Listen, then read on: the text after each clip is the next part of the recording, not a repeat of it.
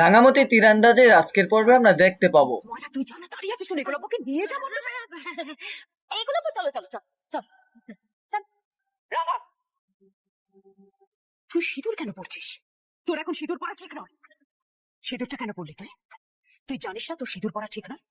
কারণ ডিভোর্স না হলে আর নতুন করে বিয়ে হতে পারে না রাঙা। তারপরেও সিঁদুর পরে নতুন করে কি ড্রামা করতে চাইছিস তুই? আমি তোকে বারণ করে দিলাম রাঙা, নতুন করে কোনো সিন ক্রিয়েট করার চেষ্টা তুই করবি না, ব্যাস। প্লিজ, বিয়েটা হচ্ছে সেটা সুস্থভাবে সুন্দরভাবে হতে দে।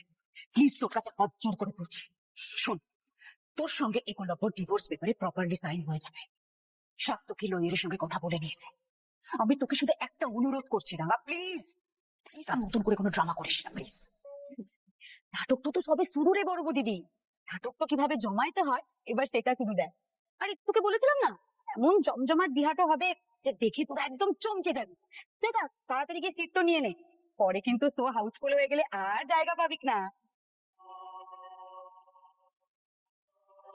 আরে এমন জমজমাট নাটক, শো তো হাউসফুল হবেই হবে।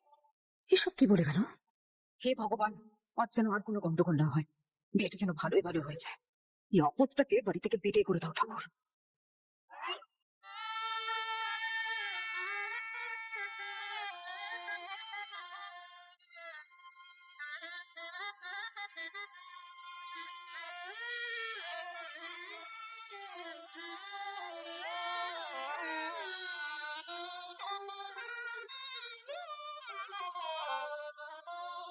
আচ্ছা অরুণ বাবু, একলব্য কোথায়? মানে বিয়ের লগ্ন তো শুরু হয়ে গেছে, এবার তো দেরি হয়ে যাবে বিয়েটা শুরু।